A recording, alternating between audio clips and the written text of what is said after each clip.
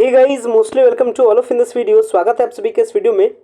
और रिसेंटली आप जानते हैं कि पटना वुमेंस कॉलेज के द्वारा से जो एडमिशन्स को लेकर के जो आपका ऑनलाइन एप्लीकेशन का जो प्रोसेस है वो आपका स्टार्ट हो चुका है। और इसके अकॉर्डिंग जो प्रोसेस आपका 25 मार्च से ही स्टार्ट हो चुका है और आज ऑलरेडी 3 से 4 दिन हो भी चुका है।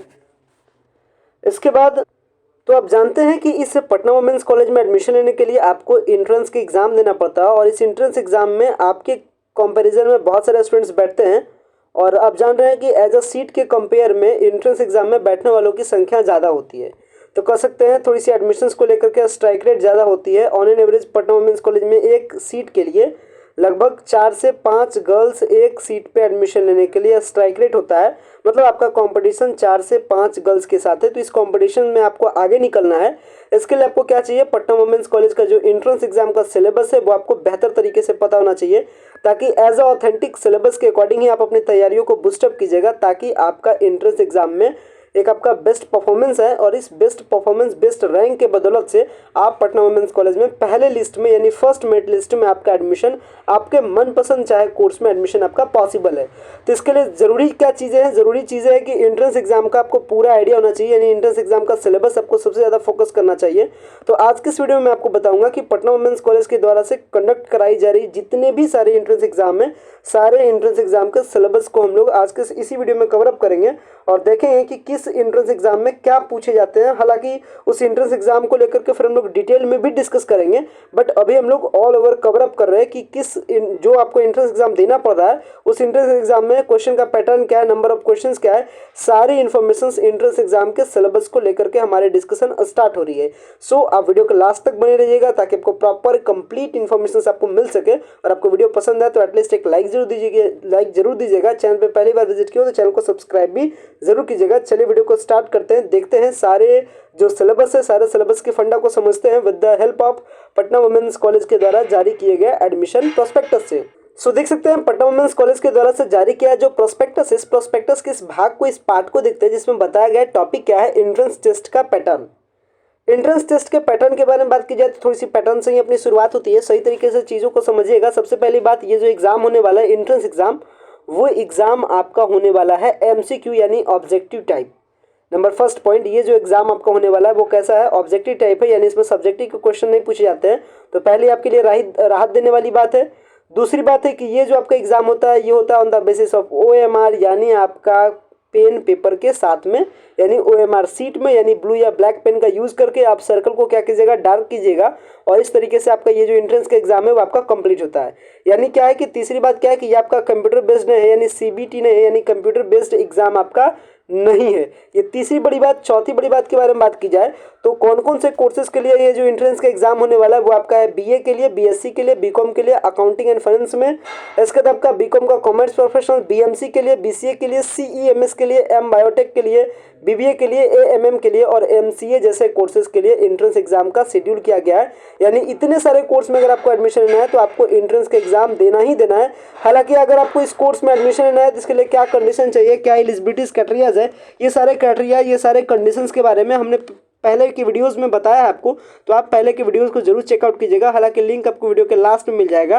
फिलहाल मैं बात करते हैं कि अगर आपको इतने सारे एंट्रेंस एग्जाम में देना है, यानी ये जो सारे सब्जेक्ट है, अगर ये सारे सब्जेक्ट में आपको एडमिशन लेना है तो इसके लिए एंट्रेंस के टेस्ट को देना है। अब इस एंट्रेंस टेस्ट की कुछ खूबियाँ हैं।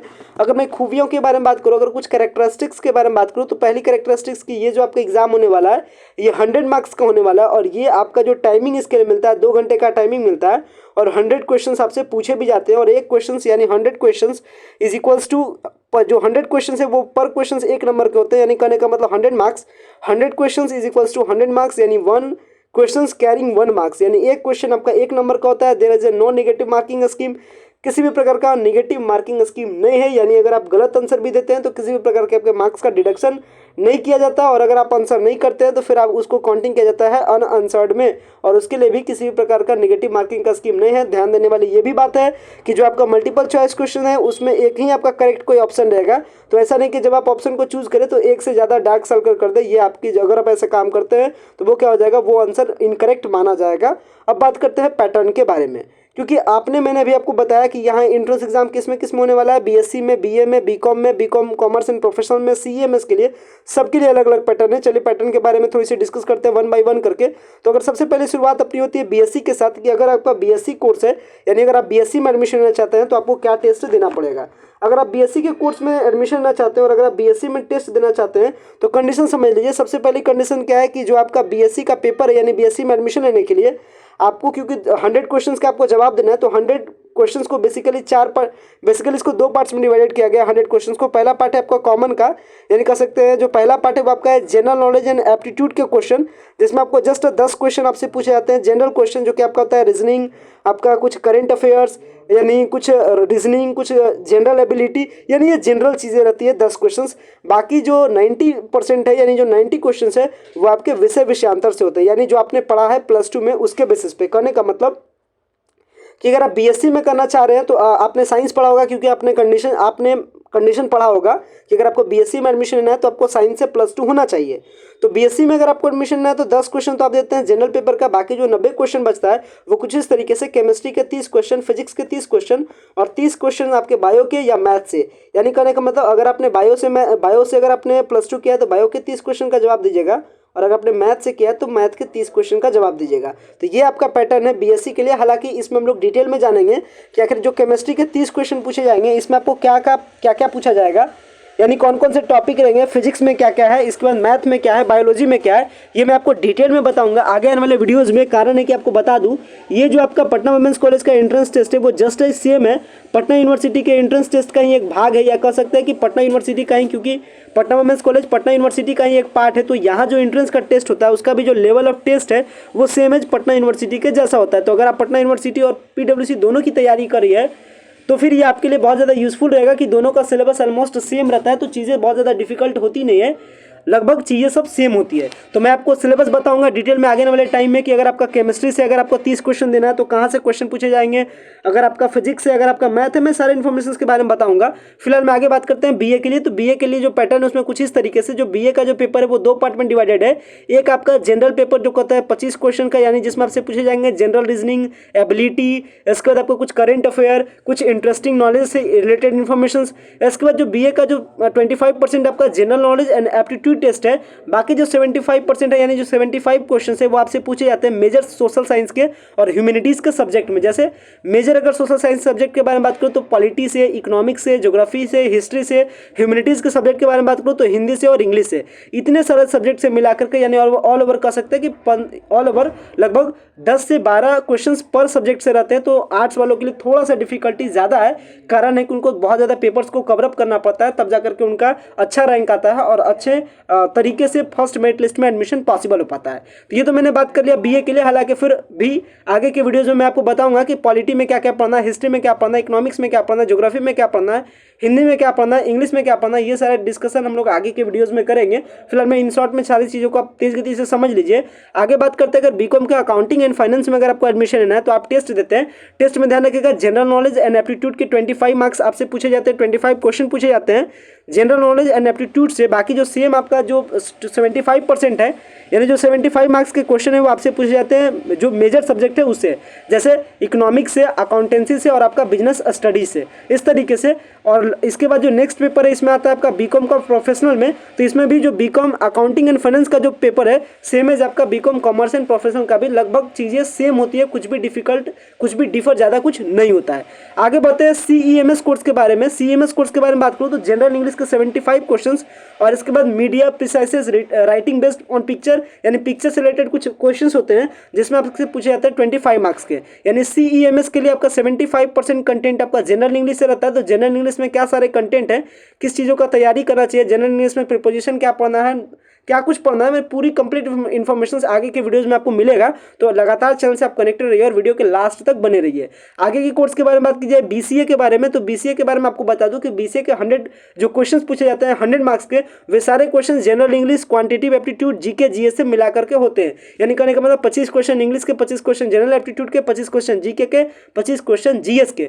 सेम एज अगर मैं बीबीए के बारे में बात करूँ तो बीबीए में भी 100 क्वेश्चन 100 मार्क्स के पूछे जाते हैं, जिसमें आपको general English, quantitative aptitude, GK, GS, reasoning and आपका एक एडिशनल पेपर होता है इकोनॉमिक्स, जहाँ से आपके क्वेश्चंस पूछे जाते हैं। तो बीबीए के भी बारे में आपको डिटेल में बताऊंगा।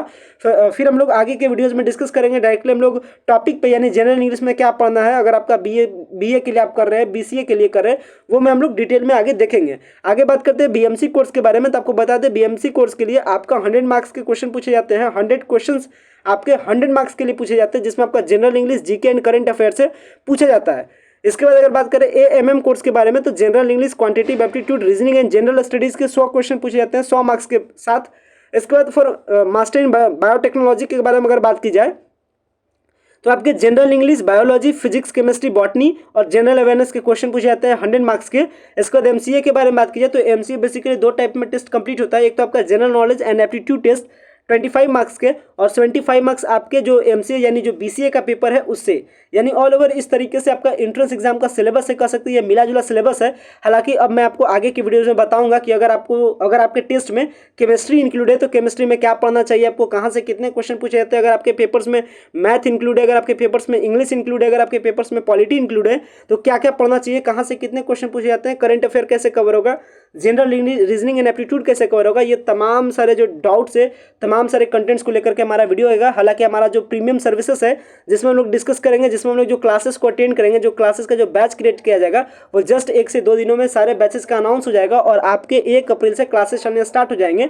तो आप हमारे प्रीमियम बैच से जरूर जुड़िएगा। जल्द ही जैसे ही हमारा प्रीमियम बैच का नोटिफिकेशन जारी किया जाता है, आप लगातार चैनल के साथ कनेक्टेड रहिएगा, ताकि आपको प्रीमियम बैच का जो इन्फॉर्मेशन है वो आपको मिल सके और आप प्रीमियम बैच को ज्वाइन करके आप अपने मनपसंद कोर्स में फर्स्ट मेरिट लिस्ट के तहत आप अपने मनपसंद कॉलेज में एडमिशन को सही तरीके से कंप्लीट करा सकते हैं। तो जैसे हमारा फर्दर अपडेट आएगा, तो फर्दर अपडेट्स के साथ हमेशा टच में रहिएगा, इसलिए बेल आइकन को जरूर प्रेस करके रखिएगा, ताकि जैसे मैं वीडियो अपलोड करूँ आपको फर्दर नोटिफिकेशंस आपके पास चला जाए। आशा करता हूँ वीडियो को पसंद आया होगा। वीडियो को एंड करते हैं। Thanks a lot for watching this very important video.